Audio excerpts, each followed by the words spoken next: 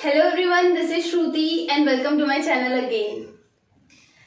आज की इस वीडियो में हम क्या पढ़ने वाले हैं। आज का जो हमारा टॉपिक होगा वो होगा स्ट्रक्चर ऑफ द अर्थ। ठीक है, ये हमारा लास्ट टॉपिक है इंटीरियर ऑफ द अर्थ के चैप्टर को लेके। ठीक है, स्ट्रक्चर ऑफ द अर्थ हमारा जो है वो लास्ट टॉपिक है। बाकी सारे टॉपिक हमने कंप्लीट कर दिए हैं। लास्ट में मैं आपको सारे टॉपिक्स की समरी बता दूंगी। ठीक है, तो आज का टॉपिक स्टार्ट करते हैं। स्ट्रक्चर ऑफ द अर्थ में मैंने कई बार ये डायग्राम बनाया होगा, है ना।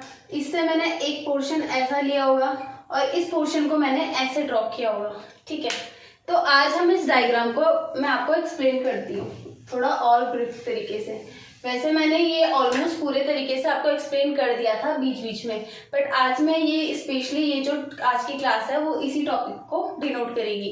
तो मैं आज सिर्फ इस डायग्राम को आपको एक्सप्लेन करूंगी कि ये सारे डायग्राम में ये जो चीजें लिखी हैं मैंने, ये क्या होती हैं।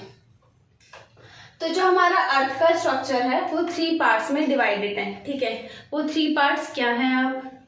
वो 3 पार्ट्स हैं क्रस्ट, मेंटल और कोर। ठीक है, ये 3 पार्ट है जिसमें हमारा पूरा जो स्ट्रक्चर है अर्थ का वो डिवाइड हो रखा है। ठीक है, तो जो ये हमारा पार्ट है, अब क्रस्ट क्या होता है? 2 टाइप्स के होते हैं। एक होता है आउटर क्रस्ट, एक होता है इनर क्रस्ट। ठीक है, आउटर मतलब जो बाहर वाली लेयर हो गई वो आउटर क्रस्ट की, उससे जो थोड़े अंदर की लेयर हो गई वो इनर क्रस्ट की हो गई। ठीक है, तो क्रस्ट क्या हो गया? 2 टाइप में हो गया, आउटर क्रस्ट और इनर क्रस्ट। ठीक है, क्रस्ट क्या होता है? Outermost solid part of the earth. Crust क्या है? जो बाहर का जो सबसे सॉलिड पार्ट होगा ना अर्थ का, जिसपे हम ऐसे खड़े हैं, ठीक है, लिथोस्फेयर, उसको क्या बोलते हैं हम? क्रस्ट बोलते हैं। ठीक है, outermost solid part of the earth, उसको हम बोलेंगे क्रस्ट। ठीक है, crust is brittle in nature. कैसा इसका नेचर? ब्रिटल है। Continental crust is thicker as compare to the oceanic crust. ठीक है, जो हमारा क्रस्ट है वो क्या है? बिटर इन नेचर है, और क्या है? वो थिकर भी है, मतलब कि थिक है वो। ठीक है, अब 2 टाइप के क्रस्ट होते हैं, एक ओशियनिक क्रस्ट होता है, ठीक है, एक होता है कॉन्टिनेंटल क्रस्ट। ठीक है, तो ओशियनिक क्रस्ट क्या होता है? जो ओशियनिक के अंदर क्रस्ट होता है उसे बोलते हैं ओशियनिक क्रस्ट। कॉन्टिनेंटल क्रस्ट जो क्या कॉन्टिनेंट के ऊपर होता है उसे बोलते हैं कॉन्टिनेंटल क्रस्ट। ठीक है, तो कॉन्टिनेंटल क्रस्ट में और ओशियनिक क्रस्ट में जो सबसे ज्यादा थिकर होता है वो होता है कॉन्टिनेंटल क्रस्ट। ठीक है, continental crust is made up of sial. Sial क्या होता है? सीआल होता है सिलिकॉन और एल्यूमिनियम। ठीक है, ये हार्ड होता है, इसी से क्या बना होता है? कॉन्टिनेंटल क्रस्ट बना होता है। सेकेंड आता है हमारा मेंटल। मेंटल क्या होता है? जो क्रस्ट के नीचे वाली लेयर होती है ना, उसे हम बोलते हैं मेंटल। ये होता है, मेंटल भी 2 टाइप्स में होता है। जो क्रस्ट होता है वो 0 to 100 किलोमीटर तक होता है। ठीक है, अब मेंटल 100 किलोमीटर से लेके 2900 किलोमीटर तक। ठीक है, तो मेंटल एक्सटेंड फॉर्म यहाँ पर क्या होता है?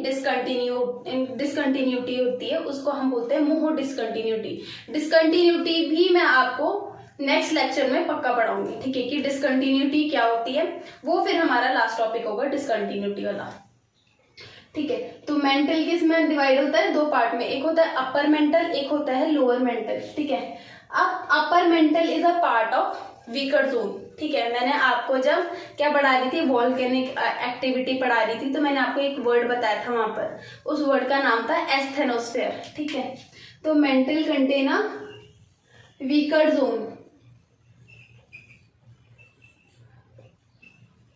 ठीक है, एक वीकर जोन मेंटल क्या करता है? अपने आप में कंटेन करता है। उस वीकर जोन का नाम है एस्थेनोस्फेयर।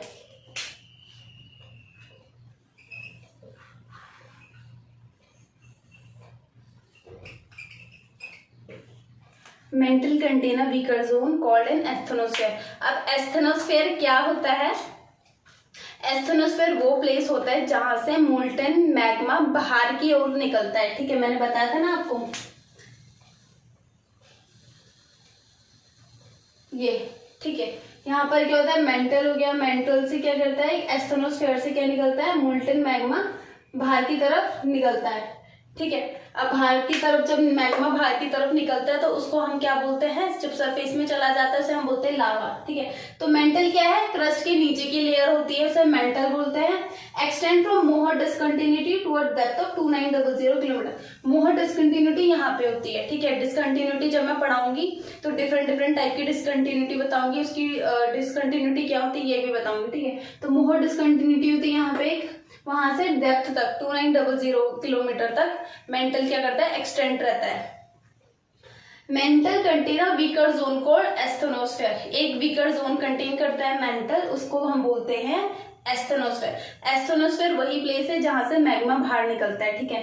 मेंटल किससे बना है, सीमा से, मतलब कि सिलिकॉन और मैग्नीशियम से। ठीक है। यहाँ से मेंटल बना हुआ है।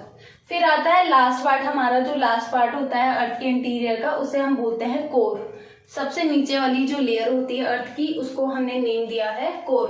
कोर भी दो टाइप के होते हैं, एक आउटर कोर, एक इनर कोर। ठीक है। Located at a depth of 2900 kilometre. तो कितने डेप्थ में, 2900 किलोमीटर के डेप्थ में है जो वो है, जो इंटीरियर है उसे हम क्या बोलते हैं, कोर बोलते हैं। ठीक है। Outer core is in liquid state and inner core is in solid state. Outer core क्या है, लिक्विड स्टेट में है हमारा, जबकि जो इनर कोर है वो है सॉलिड स्टेट में। अब आउटर कोर लिक्विड स्टेट में क्यों है ये आप मुझे बताओगे कमेंट सेक्शन में, क्योंकि ये मैं आपको पहले बता चुकी हूँ जब मैं आपको शैडो जोन पढ़ा रही थी। ठीक है। तो आप मुझे ये सब बताना है। ठीक है। आउटर कोर क्या है, लिक्विड स्टेट में, और इनर कोर क्या है हमारा, सॉलिड स्टेट में। ठीक है। Made up of heavy material like निकल एंड आयरन। जैसे ये सिलिकॉन और मैग्नीशियम से बना है, ये सिलिकॉन एल्यूमिनियम से बना है, वैसे ही निकल किससे बना है, एक हैवी मटेरियल से बना है। उस हैवी मटेरियल का नाम क्या है, निकवे, यानी कि निकल और आयरन।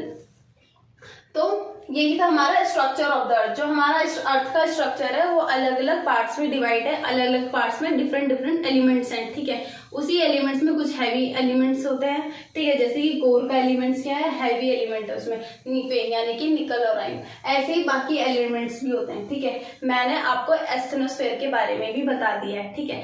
तो स्ट्रक्चर ऑफ द अर्थ के टॉपिक में बस आज इतना ही। Thank you so much.